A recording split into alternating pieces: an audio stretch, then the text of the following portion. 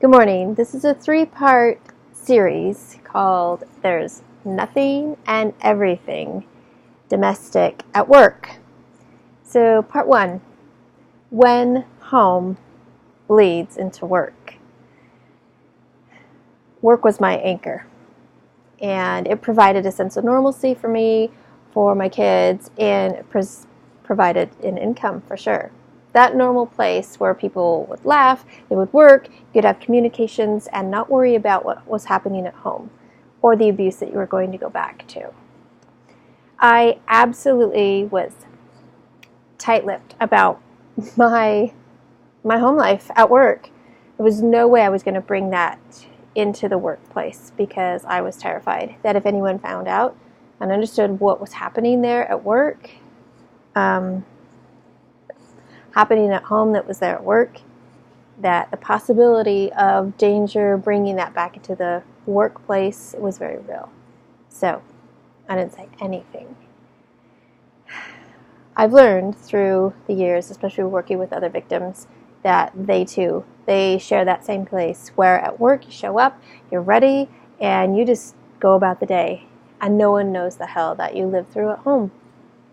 And you have to reach out and you have to try and network with other people. But if there's a big fear that networking is going to result in possibly, or that feeling of possibly being fired, you're not going to say anything. So let's look statistically what happens when we are tight-lipped and when we don't say anything. What actually is happening and going on. So in 2005, there was a study done about employees, and that when they were experiencing the abuse at home, what carried over into the workplace was pretty staggering.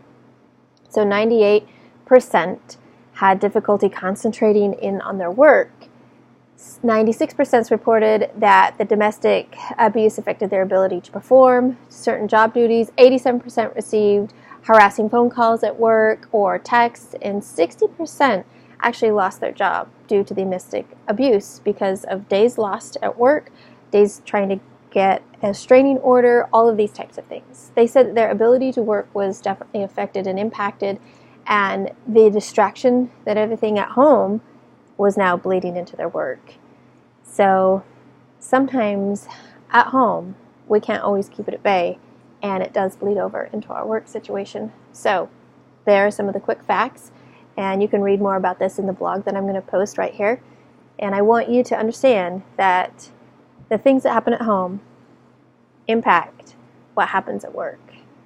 I'll wait for tomorrow for part 2 of this blog series.